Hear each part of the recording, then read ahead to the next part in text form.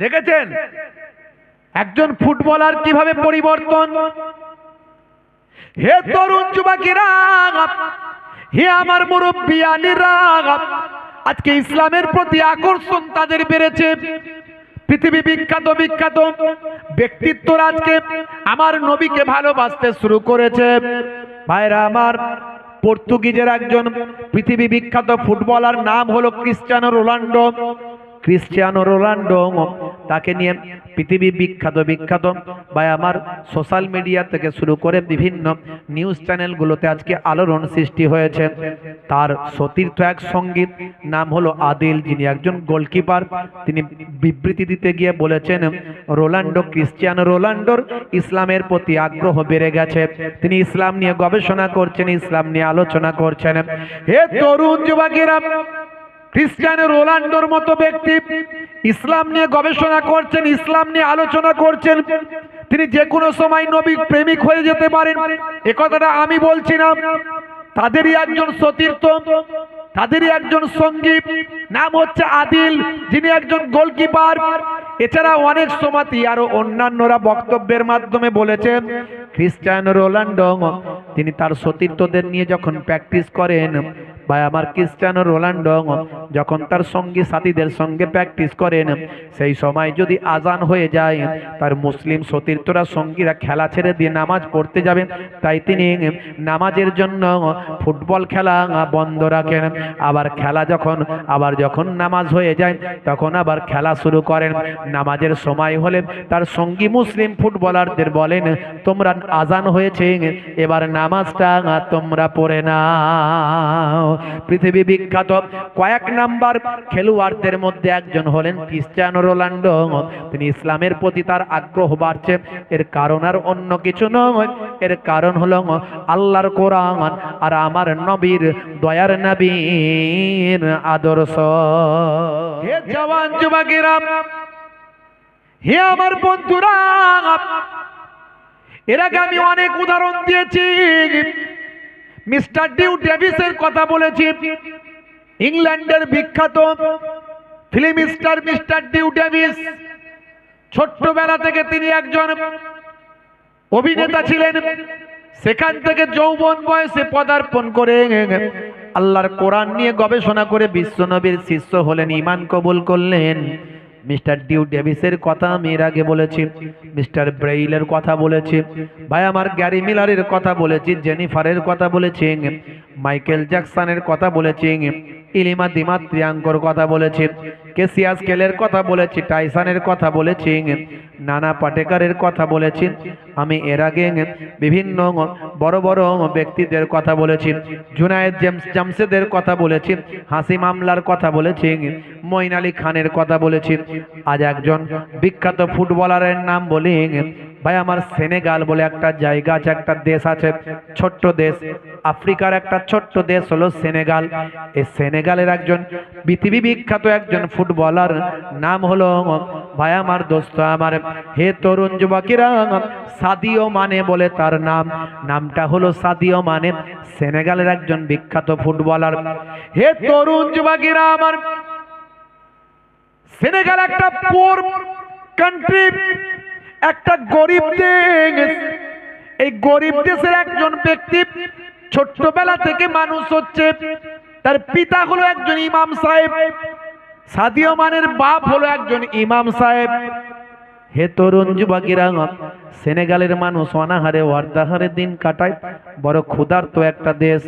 ভাই আমার, মানুষ ঠিক মতো পোশাক আশাক পরতে পারে না, বড় কষ্টের সঙ্গে দিন চালায়। আমার আল্লাহ কোন দেশকে ধনী বানিয়েছেন, কোন দেশকে গরিব বানিয়েছেন। আমার আল্লাহ সব জায়গার মানুষকে পরীক্ষা নেন। আমার আল্লাহ যাকে যে দুর্বলতা দিয়েছেন তার জন্য তার প্লাস পয়েন্ট দিয়েছেন, তার জন্য তার ভাই আমার অন্য দিক থেকে মাফি দিয়েছেন, অন্য দিক থেকে তার সঙ্গে স্যাক্রিফাই করেছেন। হে তরুণ যুবকেরা, সেনেগাল একটা দুর্বল দেশ, গরিব দেশ, তাদের মনে অনেক দুঃখ কষ্ট, তারপরেও তারা কিন্তু আল্লাহর নাফরমানি করে না।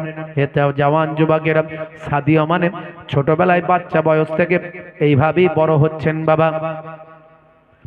ছোট্টবেলায় সাদিও মানে দেখলেন ফুটবলে আমার দেশ ভালো খেলেছে, এর জন্য সারা দেশের মানুষ আনন্দিত হয়েছে। এই সারা দেশের মানুষ খুশি হয়েছে দেখে, একটা গরিব দেশ, দুর্বল দেশের মানুষ, সারা দেশের মানুষ খুশি হয়েছে দেখে সাদিও মানে চিন্তা করলেন একমাত্র ফুটবলের মধ্যে দিয়ে দেশের মানুষকে খুশি করা যায়। তাই সে ছোটবেলা থেকে ফুটবলের প্রতি আগ্রহী হলো। আমি বলছি না ফুটবল খেলা হালাল, কারণ যে জিনিসটা ভাই আমার ইসলাম নিষেধ করেছে তার খেলাও নিষেধ, কিন্তু আমি এখানে একটা অন্য উদাহরণ নিয়ে এসেছি। ভাই আমার দোস্ত আমার, হে তরুণ যুবকেরা আমার, হে আমার মুরব্বিয়ানিরা, সাদিও মানে তার দেশের মানুষকে খুশি করার জন্য, যেহেতু ফুটবল একটা ইন্টারন্যাশনাল খেলা, সেই খেলার মাধ্যমে দেশের মানুষকে খুশি করবে বলে সাদিও মানে ছোট্ট বয়স থেকে ফুটবল খেলার প্রতি আগ্রহী হয়ে যায়। সে ঘুম ছাড়া বাকি সময়টাই যেন তার সঙ্গে ফুটবল থাকে। ছোট্ট থেকে ইমাম সাহেবের সন্তান, ইমাম সাহেব লালন পালন করে আলেম বানাতে চান, পড়াশোনায় উচ্চ শিক্ষায় শিক্ষিত বানাতে চান, কিন্তু দুর্ভাগ্য অল্প দিন পরে সাদিও মানে ছোট বয়সে তার পিতাকে হারালেন, বাপারা সন্তান হয়ে গেলেন। তখন তিনি ফুটবলকেই ভালোবেসে ফেললেন। রাত দিন খালি পায়ে ফুটবল নিয়ে প্র্যাকটিস করেন, কিন্তু তার স্বপ্নটা পূরণ করবে কে, তার পাশে দাঁড়াবে কে? তার এক চাচা ছিল, বড় ভালোবাসত। সেই চাচা তার আগ্রহ দেখে তাকে ফুটবলের দিকে আগ্রহী করলেন। এক সময় এই সাদিও মানে বড় হলেন এবং জাতীয় দলে চান্স পেলেন। জাতীয় দলে চান্স পেয়ে সারা পৃথিবীর বুকে ভাই আমার কতগুলো প্রথম সারির খেলোয়াড় আছে, তাদের মধ্যে এক নম্বরে তাদের পাশে স্থান লাভ করলেন এই সাদিও মানে। হে তরুণ যুবকেরা ভাই আমার দোস্ত আমার, একটা গরিব পরিবার থেকে বড় হয়েছেন, একেবারে নিম্ন শ্রেণী থেকে উঠে এসেছেন। ভাই আমার সেনেগালের রাজধানী থেকে কিছু কম বেশি 400 কিলোমিটার দূরের একটা ছোট্ট গরিব গ্রামে থেকে বড় হয়েছেন। সাদিও মানে সপ্তাহে প্রায় 1 কোটি টাকারও বেশি ইনকাম করেন। হে তরুণ যুবকেরা, সেই সাদিও মানে তার দেশটাকে, তার গ্রামটাকে শহর বানিয়ে ফেলেছেন। সারা পৃথিবীর মানুষ তাকে নিয়ে চর্চা করেন। সাদিও মানের মতো মানুষ হয় না। সাদিও মানে তিনি বলেন, আমার গরিব এলাকা, আমার দেশ গরিব, আমার শহর গরিব, আমার গ্রাম গরিব, আমার গরিব মানুষগুলোর পাশে দাঁড়ানোর জন্য আমি আমার গ্রামটাকে শহর বানিয়ে ফেলেছি। আমার শহরে, আমার গ্রামে আমি বিদ্যালয় তৈরি করেছি, আমার সব গ্রামে আমি ভাই আমার হসপিটাল তৈরি করেছি, আমার গ্রামে আমি ডাকঘর তৈরি করে দিয়েছি, পোস্ট অফিস তৈরি করেছি, আরো বিভিন্ন রকম জিনিস তৈরি করেছি। অনেক ভালো ভালো কাজ আমার গ্রামে করে গ্রামটাকে আমি শহরে রূপ দিয়েছি। সাদিও মানে বলেন যে গ্রাম থেকে আমি বড় হয়েছি, সেই গরিব বাচ্চাগুলোকে আমি ভুলে যেতে পারি না, তাদের কাছ থেকে আমি বড় হয়েছি, তাদেরকে আমি ছেড়ে দিতে পারি না। সাদিও মানে বলেন আমার এই আখলাক, আমার এই চরিত্র আমি আমার ইসলামকে সামনে রেখে পেয়েছি। আমার বাপ ছিলেন একজন ইমাম সাহেব, তাদের মধ্যে ইসলামের কালচার ছিল, রাসূলের সুন্নতের তাবেদারি ছিল। আমার ইসলাম বলছে গরিবের সেবা করো, মানুষের পাশে থাকো। আমি আজকে অনেক কোটি কোটি টাকার মালিক হয়েছি, কিন্তু আমি আমার গ্রামকে ভুলতে পারি না। এটা আমার ইসলামের নীতি নৈতিকতা আর আদর্শের জন্য। হে তরুণ যুবকেরা, একদিন ইন্টারভিউ দিচ্ছেন তিনি, ইন্টারন্যাশনাল মিডিয়া তার সামনে। সাদিও মানের হাতে যে মোবাইলটা, সেই মোবাইলটা ছিল খুব কম দামি, অ্যাপেলের সেট নয়, খুব কম দামি একটা মোবাইল। মোবাইলের স্ক্রিনটা ফাটা। এমন সময় সাংবাদিকের চোখটা মোবাইলের দিকে চলে গেছেন। পৃথিবীর যে কজন ফুটবলার আছে তার মধ্যে প্রথম সারির ফুটবলারদের মধ্যে একজন হলো সাদিও মানে। হে সাদিও মানে স্যার, হে বিখ্যাত ব্যক্তিত্ব, আপনার হাতে এত কম দামি মোবাইল কেন? আপনার হাতের মোবাইলটা অনেক ভালো দামি হওয়া দরকার ছিল, কেন আপনি এরকম কম দামি মোবাইল নিয়ে ঘুরে বেড়ান? হে তরুণ যুবকেরা, সাদিও মানে বলে আমার এই মোবাইলটা কম দামি হতে পারে, কিন্তু মোবাইলটা খারাপ নয়, মোবাইলটাই কাজ হয়। স্ক্রিনটা ফেটে গেছে বটে, পড়ে গিয়ে সেটা পাল্টে নিলেই ঠিক হয়ে যাবে। তার জন্য আমাকে অ্যাপেলের সেট নিয়ে ঘুরে বেড়াতে হবে, লক্ষ লক্ষ টাকার মোবাইল নিয়ে ঘুরে বেড়াতে হবে, এটা দরকার নাই। আমার নরমাল একটা গাড়ি হলেই হবে। তার জন্য আমাকে ফেরারি গাড়ি, কোটি কোটি টাকার সম্পদের গাড়ি নিয়ে ঘোরার দরকার আমার হবে না। কারণ আমার মধ্যে আমি হলাম মুসলমান ঘরের সন্তান, আমার পিতা হলো একজন ইমাম সাহেব, আমি মুসলিম ফ্যামিলির সন্তান। আমার ইসলামে আড়ম্বর, আমার ইসলামে অতিরঞ্জিত নিষেধ করা হয়েছে, যেটুকু প্রয়োজন সেটুকু ব্যবহার করতে বলা হয়েছে। হতে পারে আমি অনেকগুলো ফেরারি গাড়ি কিনতে পারি, আজ আমাকে এমন জায়গায় আল্লাহ পৌঁছে দিয়েছেন আমি অনেকগুলো ফেরারি গাড়ি কিনতে পারি, অনেকগুলো অ্যাপেলের সেট নিয়ে ঘুরতে পারি, কিন্তু সেই টাকাটা আমার রিল্যাক্সের জন্য না ব্যবহার করে, আমার আনন্দের জন্য না ব্যবহার করে, সেই টাকাটা আমি আমার ইসলামের নির্দেশ, আমার নবীর নির্দেশ, গরিবদের মধ্যে আমি সেই টাকাটা বিতরণ করে দিই। দেখেছেন একজন ফুটবলার কিভাবে পরিবর্তন। হে তরুণ যুবকেরা, হে আমার মুরব্বিয়ানেরা, আজকে ইসলামের প্রতি আকর্ষণ তাদের বেড়েছে। পৃথিবী বিখ্যাত বিখ্যাত ব্যক্তিত্বরা আজকে আমার নবীকে ভালোবাসতে শুরু করেছে। ভাইরা আমার, পর্তুগিজের একজন পৃথিবী বিখ্যাত ফুটবলার নাম হলো ক্রিস্টিয়ানো রোনাল্ডো। ক্রিস্টিয়ানো রোনাল্ডো তাকে নিয়ে পৃথিবী বিখ্যাত বিখ্যাত ভাই আমার সোশ্যাল মিডিয়া থেকে শুরু করে বিভিন্ন নিউজ চ্যানেলগুলোতে আজকে আলোড়ন সৃষ্টি হয়েছে। তার সতীর্থ এক সঙ্গী নাম হলো আদিল, যিনি একজন গোলকিপার। তিনি বিবৃতি দিতে গিয়ে বলেছেন রোনাল্ডো, ক্রিস্টিয়ানো রোনাল্ডোর ইসলামের প্রতি আগ্রহ বেড়ে গেছে, তিনি ইসলাম নিয়ে গবেষণা করছেন, ইসলাম নিয়ে আলোচনা করছেন। হে তরুণ যুবকেরা, ক্রিস্টিয়ানো রোনাল্ডোর মতো ব্যক্তি ইসলাম নিয়ে গবেষণা করছেন, ইসলাম নিয়ে আলোচনা করছেন, তিনি যে কোনো সময় নবীর প্রেমিক হয়ে যেতে পারেন। এ কথাটা আমি বলছি না, তাদেরই একজন সতীর্থ, তাদেরই একজন সঙ্গী, নাম হচ্ছে আদিল, যিনি একজন গোলকিপার। এছাড়া অনেক সময় আরো অন্যান্যরা বক্তব্যের মাধ্যমে বলেছেন ক্রিস্টিয়ানো রোনাল্ডো তিনি তার সতীর্থদের নিয়ে যখন প্র্যাকটিস করেন, ভাই আমার ক্রিস্টিয়ানো রোনাল্ডো যখন তার সঙ্গী সাথীদের সঙ্গে প্র্যাকটিস করেন, সেই সময় যদি আজান হয়ে যায়, তার মুসলিম সতীর্থরা সঙ্গীরা খেলা ছেড়ে দিয়ে নামাজ পড়তে যাবেন, তাই তিনি নামাজের জন্য ফুটবল খেলা বন্ধ রাখেন। আবার খেলা যখন নামাজ হয়ে যায় তখন আবার খেলা শুরু করেন। নামাজের সময় হলে তার সঙ্গী মুসলিম ফুটবলারদের বলেন, তোমরা আজান হয়েছে, এবার নামাজটা তোমরা পড়ে নাও। পৃথিবী বিখ্যাত কয়েক নাম্বার খেলোয়াড়দের মধ্যে একজন হলেন ক্রিস্টিয়ানো রোনাল্ডো। তিনি ইসলামের প্রতি তার আগ্রহ বাড়ছে, এর কারণ আর অন্য কিছু নয়, এর কারণ হলো আল্লাহর কোরআন আর আমার নবীর, দয়ার নবীর আদর্শ। সেই নবীর আদর্শ, সেই কোরআনের বাণী আমরা ভুলে যাচ্ছি। আজকে আমাদের মধ্যে সেই নবীর আদর্শ ঠিক মতো নাই। কেন? দরুদ শরীফ আল্লাহুম্মা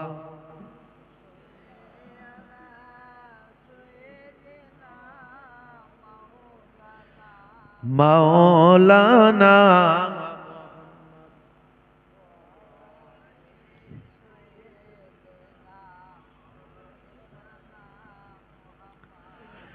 আমাদের প্রভু এক, এক নবীর উম্মত, জীবন বিধান এক, ওই শ্রীবাণী কোরআন। আমাদের প্রভু এক, এক নবীর উম্মত, জীবন বিধান এক, ওই শ্রীবাণী কোরআন। তবে কেন এক নও হে মুসলমান, এক হও করিয়া আহ্বান। মুসলমান এক কি করে হবে? বক্তারাই তো এক নাই, কথা ঠিক না ভুল? এই বক্তা ওই বক্তাকে খোঁচা মারছে, ওই বক্তা ওই বক্তাকে খোঁচা মারছে, আর সবাই বলছে নবীর ওয়ারেস, কথা ঠিক না ভুল? হ্যাঁ, আমাদের নবী কি এরম ছিল নাকি? নবীর ওয়ারেস? ইস, কি অবস্থা বলেন তো, বলার কিছু নাই, কি বলবো। আল্লাহ রাব্বুল আলামিন সকলকে হেদায়েত দান করেন, বলুন আল্লাহুম্মা আমিন। কত নামাজি, কত দাড়িওয়ালা, কত মাওলানা, কত মুফতি, কত জুব্বাওয়ালা, কত খাদেম, কত আবেদ, কত জাকের, কত সুফি, কত দরবেশ, এদেরকে আল্লাহ জাহান্নামায় ঢোকাবে। অত সহজ নয়। অত সহজ নয়। আমাদের প্রভু এক, এক নবীর উম্মত, জীবন বিধান এক, ওই শ্রীবাণী কোরআন। আমাদের প্রভু এক, এক নবীর উম্মত, জীবন বিধান এক, ওই শ্রীবাণী কোরআন। তবে কেন এক নও হে মুসলমান, এক হও এক হও করিয়া আহ্বান। তবে কেন এক নও হে মুসলমান, এক হও এক হও করিয়া আহ্বান। আল্লাহুম্মা সাল্লি আলা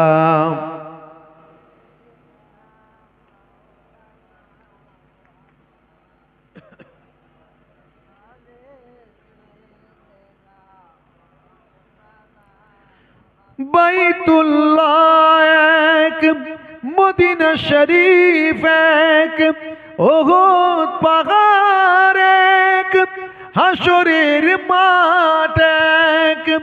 বাইতুল্লাহ এক, মদিনা শরীফ এক, উহুদ পাহাড় এক, হাসরের মাঠ এক।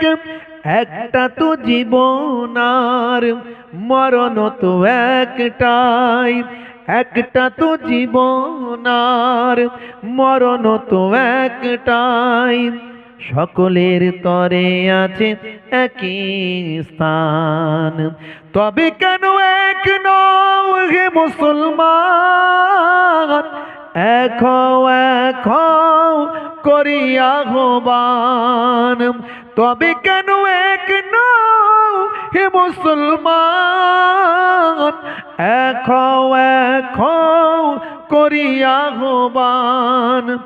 আমাদের প্রভু এক, এক নবীর উম্মত, জীবন বিধান এক, ওই শ্রীবাণী কোরআন।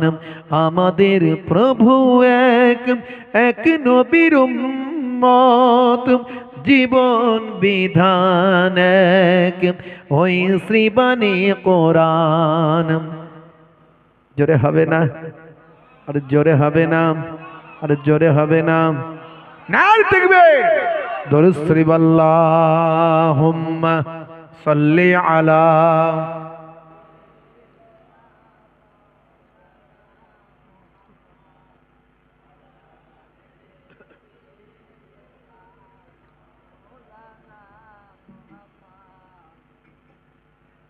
ভাইরা আমার, তরুণ যুবকেরা আমার, মুরব্বিয়ানেরা আমার, খুব সংক্ষেপে আলোচনা, লম্বা চওড়া নয়। আজকে পৃথিবী বিখ্যাত বিখ্যাত ব্যক্তিরা আজকে আমার নবীর শিষ্য, রাসূলের উম্মত, কোরআনকে ভালোবেসেছে তারা। হে তরুণ যুবকেরা, হে আমার বন্ধুরা, শুনে রেখে দিন বাবা, জেনে রেখে দেন। আমার আল্লাহ তাআলা সূরা বাকারার মধ্যে প্রথমের দিকেই বললেন, যালিকাল কিতাব লা রাইবা ফি হুদাল লিল মুত্তাকিন।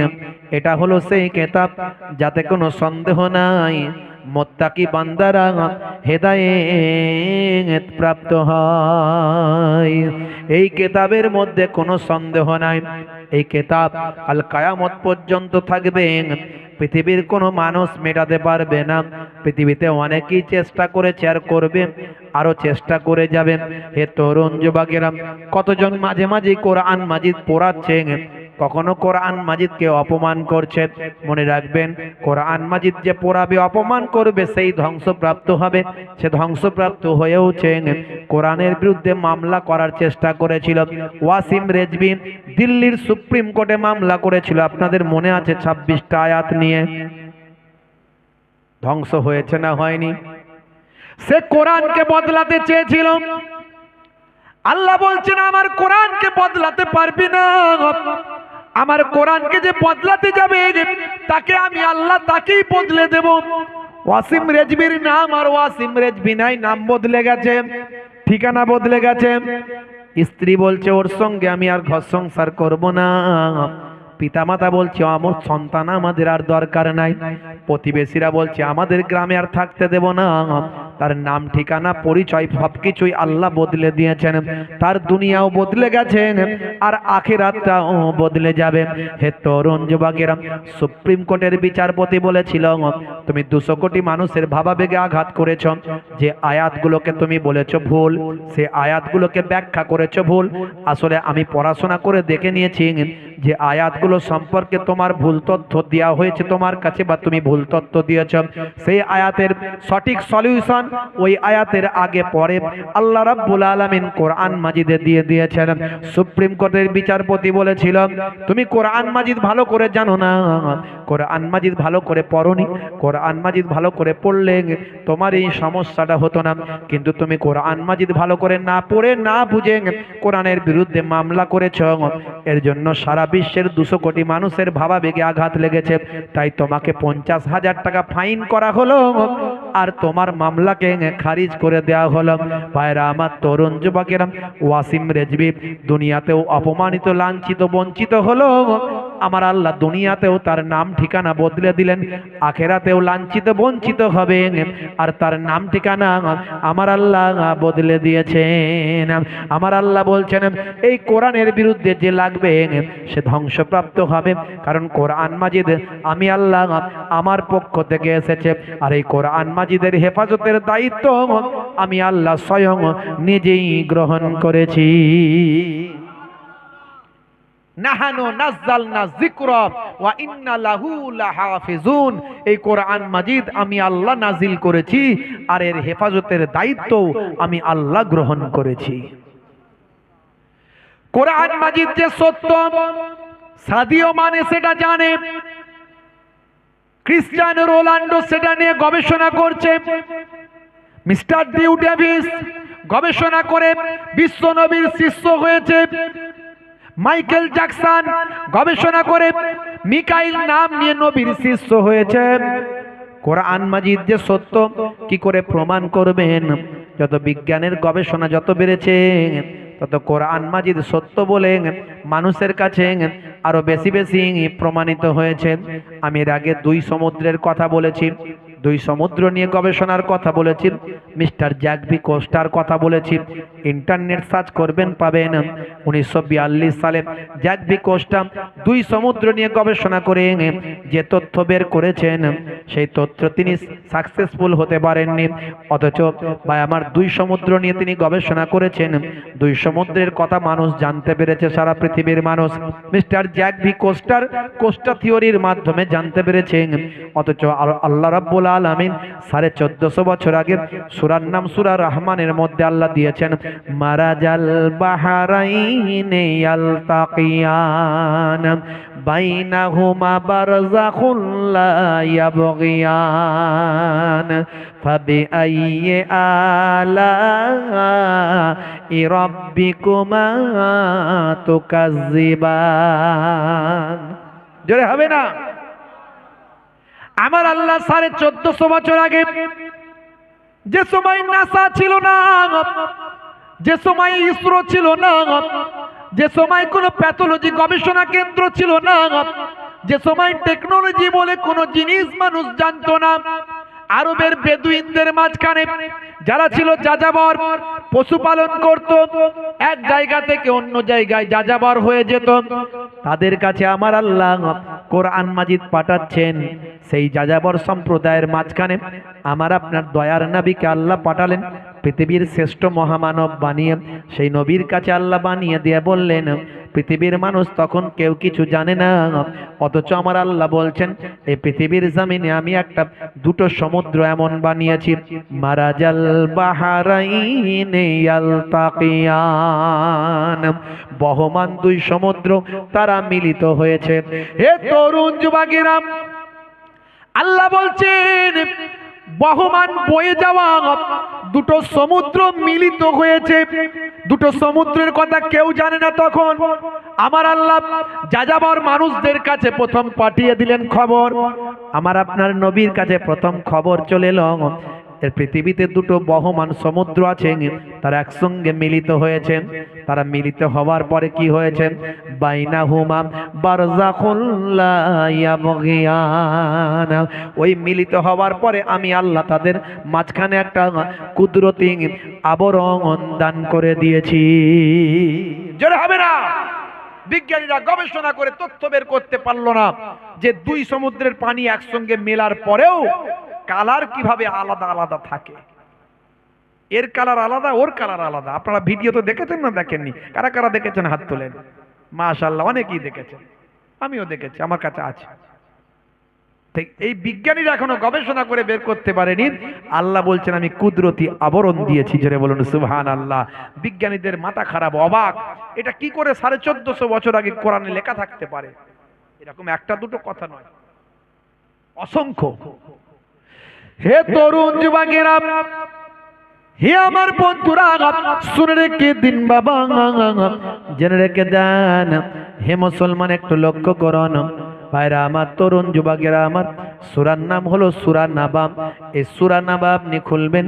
সূরা নাবা খোলার পরে প্রথম দিক থেকে আপনি কয়েকটা লাইন পড়তে থাকবেন।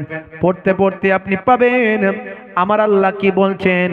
হে দুনিয়ার মানুষ, শুনে রেখে দাও, তোমাদেরকে আমি আল্লাহ জোড়ায় জোড়ায় সৃষ্টি করেছি। তোমাদেরকে আমি আল্লাহ জোড়ায় জোড়ায় সৃষ্টি করেছি। তোমাদের জন্য রাতকে আমি আরামের বানিয়ে দিয়েছি। তোমাদের জন্য আমি আল্লাহ রাতকে আরামের বানিয়ে দিয়েছি। আর তোমাদের জন্য আমি আল্লাহ কি করেছি? হে দুনিয়ার মানুষ, শুনে রেখে দাও, আমি তোমাদের জন্য রাতকে তোমাদের জন্য আবরণ স্বরূপ করে দিয়েছি। হে তরুণ যুবকেরা, হে আমার বন্ধুরা, শুনে রেখে দিন বাবা, জেনে রেখে দেন। সূরার নাম হলো সূরা নাবা, আয়াত নাম্বার হলো 8। এই 8 নাম্বার আয়াতে আল্লাহ বলছেন ওয়া খলাকনাকুম আজওয়াজা। 9 নম্বরে আল্লাহ বলছেন ওয়া জাআলনা নাওমাকুম সুবাতা। 10 নম্বরে আল্লাহ বলছেন ওয়া জাআলনাল লাইলা লিবাসা। জোরে হবে না? আরে জোরে হবে না? হে তরুণ যুবকেরা, আমার আল্লাহ বলছেন আমি তোমাদেরকে জোড়ায় জোড়ায় সৃষ্টি করেছি। তোমাদের জন্য আমি আল্লাহ নিদ্রাকে তোমাদের জন্য আমি আল্লাহ বিশ্রামদায়ী বানিয়েছি। আর আমার আল্লাহ 10 নম্বরে বলছেন ওয়া জাআলনাল লাইলা লিবাসা। আমি আল্লাহ তোমাদের জন্য রাতকে আবরণ স্বরূপ, পোশাক স্বরূপ বানিয়ে দিয়েছি। রাতটাকে তোমাদের জন্য আমি আল্লাহ পোশাক বানিয়ে দিয়েছি। পোশাক কি হয়? শরীরে লেগে থাকে। পোশাক শরীরে লেগে থাকে। পোশাক লেগে থাকে না? থাকে না? জোরে বলে লেগে থাকে। রাতটাকে তোমরা এমন ভাবে ব্যবহার করো যাতে করে লেগে থাকে, শরীরে লেগে থাকে। আমরা ব্যাখ্যা তো বুঝি না, আমরা জানি না। এই এতদিন পরে বিজ্ঞান যখন গবেষণা করে দিল, আমার সব তেরে ফুরে লাগলাম এবারে। এই যে আমি যেমন প্রচার করছি, এতদিন এসব প্রচার আপনারা শোনেন না। এসব শুনেছেন কোনোদিন? এই যেটা বলবো সেটা হয়তো শোনেন না। এখন বিজ্ঞান গবেষণা করেছে বলে আমরা তেরে ফুরে লেগেছি এবারে বলতে। এতদিন এই ব্যাখ্যাই আমরা ঠিকমতো করতে পারতাম না। রাতকে আল্লাহ পোশাক বানিয়েছেন, তার মানে কি? পোশাক যেমন শরীরের সঙ্গে লেগে থাকে, রাতটাকে তোমাদের শরীরের সঙ্গে লাগিয়ে রাখো। তার মানে কি? তার মানে যখন রাত্রিরে ঘুমাবে অন্ধকারে ঘুমাও। আর আমরা কি করি? হয় মোবাইলের আলো জ্বালিয়ে ঘুমাই, ঘন্টার পর ঘন্টা মোবাইল দেখতে, মোবাইল চলছে আমিও ঘুমাচ্ছি, তাই তো না? টিউব লাইট আলো না জ্বালালে ঘুমাতে পারি না। বলে কেন রে ভাই, লাইটটা বন্ধ কর না। ওরে বাবা রে, ভূত ধরবে, জেন ধরবে। ও পেচ্ছাপ করে পানি নেয় না তো জেন ধরবে না তো কি ধরবে? পেচ্ছাপ করে পানি নেয় না, ও অন্ধকারে ঘুমাতেই পারে না, সারা সারা রাত লাইট জ্বালিয়ে ঘুমায়। আবার ছোট লাইট, ডিম লাইট জ্বালায় না, বড় লাইট। বুঝতে পারছি? আর আল্লাহ কি বলছেন? আল্লাহ বলছেন রাতটাকে তোমাদের জন্য পোশাক বানিয়েছি। পোশাক যেমন শরীরে লেপ্টে থাকে, জড়িয়ে থাকে, রাতটাকে জড়িয়ে রাখো। হে তরুণ যুবকেরা, হে আমার বন্ধুরা, শুনে রেখে দিন বাবা, জেনে রেখে দেন। হে মুসলমান, একটুখানি খেয়াল করুন। হাদিসের মধ্যে এই কথাটার আরো সুন্দর করে আমার নবী ব্যাখ্যা করে দিয়েছেন। দয়ার নবী আরো সুন্দর করে ব্যাখ্যা করেছেন। একেবারে সহিহুল বুখারী, বুখারী শরীফের হাদিসের 5624 নাম্বার হাদিস। আমার আপনার নবী দয়ার নবী বলছেন, কি বলছেন? ক্বালা রাসূলুল্লাহ সাল্লাল্লাহু আলাইহি ওয়াসাল্লাম, আমার নবী বলছেন, আতফিউল মাশামাস আতফিউল মাসাবিহা ইযা রাকাতুম। জোরে হবে না, জোরে হবে না। আল্লাহর নবী বলছেন, হে তরুণ যুবকেরা, হযরতে মূসা বিন ইসমাঈল হাদাসানা হাম্মাম আন আতাঈ আন জাবির আন্না রাসূলুল্লাহ সাল্লাল্লাহু আলাইহি ওয়াসাল্লাম ক্বালা আতফিউল মাসাবিহা ইযা রাকাতুম ওয়া গালাকুল আবওয়াবা ওয়া আওকুল আসফিয়াতা ওয়া খাম্মিরু তাআমা وشربا وأحسبه قال ولو بعود تعرضه عليه। মূল কথা হলো যেটা এখানে আল্লাহর নবী বলছেন, হযরত আন জাবিরিন আন্না রাসূলুল্লাহ সাল্লাল্লাহু আলাইহি ওয়াসাল্লাম ক্বালা আতফিউল মাসাবিহা ইযা রাকাতুম। আমার আপনার নবী সুন্দর করে ব্যাখ্যা করে বললেন, যখন তোমরা ঘুমাতে যাবে তখন তোমরা তোমাদের আলোটা নিভিয়ে দাও। হে তরুণ যুবকেরা, হে আমার বন্ধুরা, হে আমার মুরব্বিয়ানিরা, শুনে রেখেন দিন বাবা, হে মুসলমান একটু লক্ষ্য করুন ভাইরা আমার। আজকের স্বাস্থ্য বিশেষজ্ঞরা গবেষণা করেছেন, গবেষণা করে তারা বলছেন মাথা থেকে 5 ধরনের হরমোন নিঃসৃত হয়। কয় ধরনের? 5 ধরনের হরমোন নিঃসৃত হয়। তার মধ্যে মানুষ যখন ঘুমিয়ে যায়, অন্তত ঘুমিয়ে যাওয়ার বেঘর যখন ঘুমায় তার 2 ঘন্টা পর, অন্তত 2 ঘন্টা পর যদি অন্ধকার থাকে, যদি ঘরটা অন্ধকার থাকে, লাইট যদি বন্ধ থাকে, চোখ ব্রেনকে ভাই আমার সিগন্যাল দেয়, হে ব্রেন লাইট অন্ধকার আছে, ঘর অন্ধকার আছে, তুমি তোমার স্পেশাল হরমোনটা বের করে দাও। একটা স্পেশাল হরমোন মাথার পেছন সাইড দিয়ে বের হয়। ঘর যদি অন্ধকার থাকে, মানুষটা যদি বেঘর ঘুমায়, অন্তত ঘুমের 2 ঘন্টা পর ওই হরমোনটা, স্পেশাল হরমোনটা বের হয়, যে হরমোনটার নাম হলো মেলাটোনিন। এটা বিজ্ঞানীরা বলছেন, স্বাস্থ্য বিশেষজ্ঞরা বলছে মেলাটোনিন। এই মেলাটোনিন হরমোনটা বের হয়ে আমাদের ব্লাডের সঙ্গে, রক্তের সঙ্গে মিক্সড হয়ে যায়।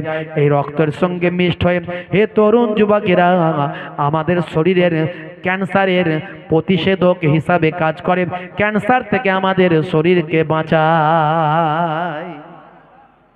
দেখেছেন কত মারাত্মক একটা হরমোন, যে হরমোনটা আমরা কিন্তু বের হতেই দিই না। আমরা রাতের বেলা লাইট জ্বালিয়ে ঘুমাই কেন ভাই? না ভূত চলে আসবে। ভূত বলে তো কিছু নাই, জিন আছে, জিন। জিনটা কি কেউ কেউ ভূত বলে। আর জিন তখনই আসে যখন লোকটা নাপাক অবস্থায় থাকে, পেচ্ছাপ করে পবিত্র হয় না, নামাজ কালাম করে না, অজু টজু করে না, আর অন্যায়ভাবে জীবনযাপন করছে, নোংরা জায়গায় গেছে। জিন বেশি নোংরা জায়গায় থাকে। ভালো জিন কিছু ভালো জায়গায় থাকে, আর নোংরা জায়গায় বেশি খারাপ জিনগুলো থাকে, বদমাইশগুলো। বুঝতে পারছি?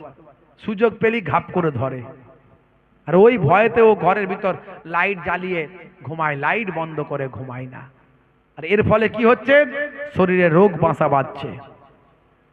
হে তরুণ যুবকেরা, হে আমার বন্ধুরা, হে আমার মুরব্বিয়ানেরা, শুনে রেখেন দিন বাবা, হে মুসলমান একটু লক্ষ্য করুন ভাইরা আমার, তরুণ যুবকেরা আমার।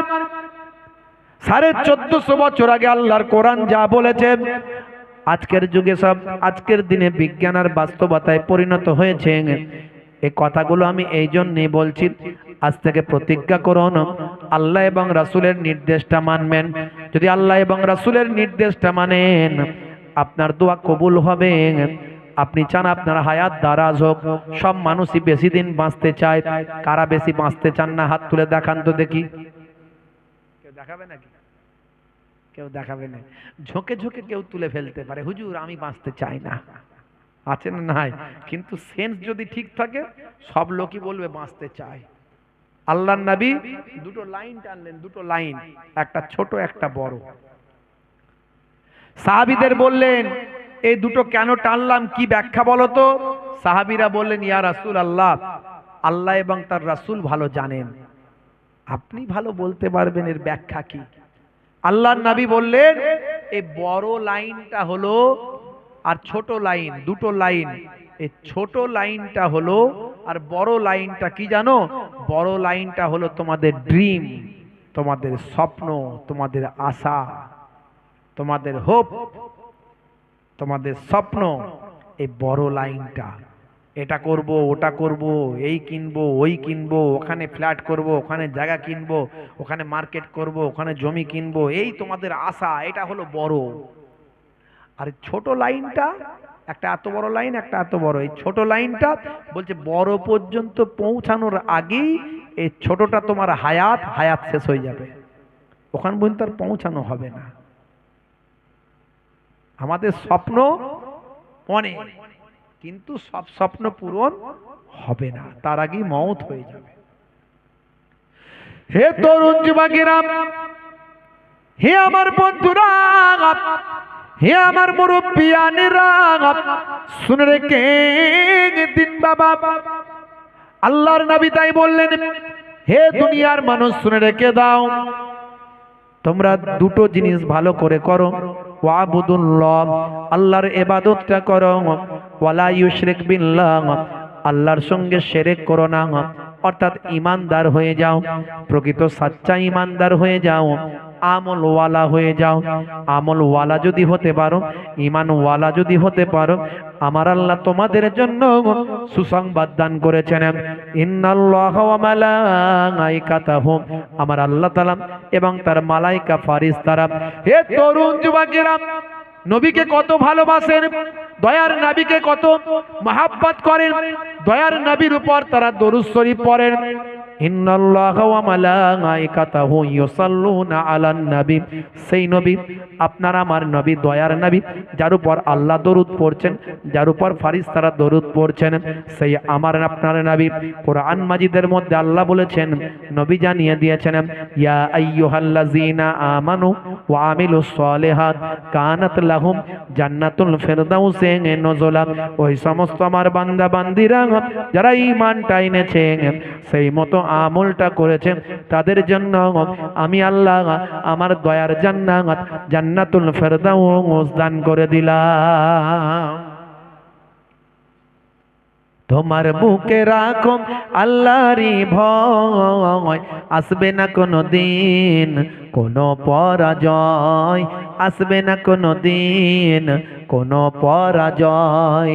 হারাম হালাল জেনে, সরল সত্য মেনে, নিষিদ্ধ সব ছেড়ে উঠুক জীবন বেড়ে, যাবে তুমি জান্নাতে, যাও ছিল স্বপ্ন তোমার।